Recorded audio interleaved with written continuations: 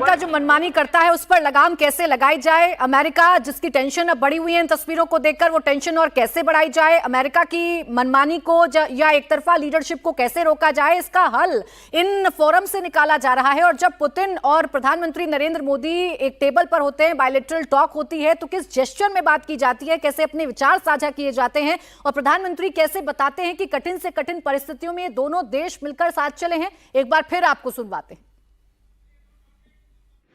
इस आपसे मिलकर बहुत खुशी हो रही है और मैं हमेशा अनुभव करता हूं कि आपको मिलना मतलब एक यादगार मीटिंग भी होती है, बहुत सी चीजों की जानकारियों का आदान प्रदान करने का अवसर मिलता है। हम लगातार संपर्क में रहे हैं। दोनों पक्षों के बीच नियमित रूप से कई उच्च स्तरीय बैठकें भी हुई है। इस वर्ष दिसंबर में हमारी 23वीं समिट के लिए 140 करोड़ भारतीय उत्सुकता पूर्वक आपका इंतजार कर रहे हैं। एक्सेलेंसी हमारी special and privilege strategic partnership की गहराई और व्यापकता का परिचायक है। कठिन से कठिन परिस्थितियों में भी भारत और रूस हमेशा कंधे से कंधा मिलाकर चले हैं। हमारा करीबी सहयोग न केवल दोनों देशों के लोगों के लिए बल्कि वैश्विक शांति, स्थिरता और समृद्धि के लिए महत्वपूर्ण है। एक्सेलेंसी, यूक्रेन में चल रहे संघर्ष के विषय में हम लगातार चर्चा करते रहे हैं। हाल में किए गए शांति के सभी प्रयासों का हम स्वागत करते हैं। हम आशा करते हैं कि सभी पक्ष कंस्ट्रक्टिवली आगे बढ़ेंगे। संघर्ष को जल्द से जल्द खत्म करने और स्थायी शांति स्थापित करने का रास्ता खोजना होगा। ये पूरी मानवता की पुकार है।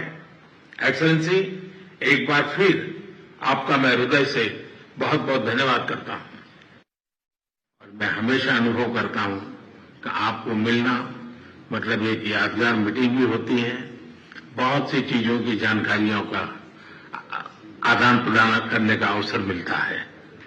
हम लगातार संपर्क में रहे हैं। दोनों पक्षों के बीच नियमित रूप से कई उच्च स्तरीय बैठकें भी हुई है। इस वर्ष दिसंबर में हमारी 23वीं समिट के लिए 140 करोड़ भारतीय उत्सुकता पूर्वक आपका इंतजार कर रहे हैं। एक्सेलेंसी हमारी special and privilege strategic partnership की गहराई और व्यापकता का परिचायक है। कठिन से कठिन परिस्थितियों में भी भारत और रूस हमेशा कंधे से कंधा मिलाकर चले हैं। हमारा करीबी सहयोग न केवल दोनों देशों के लोगों के लिए बल्कि वैश्विक शांति, स्थिरता और समृद्धि के लिए महत्वपूर्ण है। एक्सेलेंसी, यूक्रेन में चल रहे संघर्ष के विषय में हम लगातार चर्चा करते रहे हैं। हाल में किए गए शांति के सभी प्रयासों का हम स्वागत करते हैं। हम आशा करते हैं कि सभी पक्ष कंस्ट्रक्टिवली आगे बढ़ेंगे।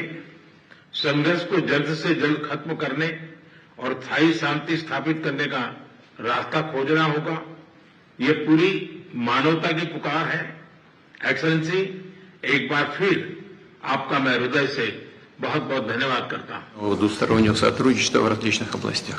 और आज की मुलाकात से हमारे रिश्तों को आगे बढ़ाने पर रास्तों पर बातचीत करने का एक बहुत अच्छा मौका मिलता है। Уважаемый господин премьер-министр, дорогой друг, Россия и Индия поддерживают десятилетиями особые отношения, дружеские, доверительные. Это фундамент для развития наших отношений в будущем.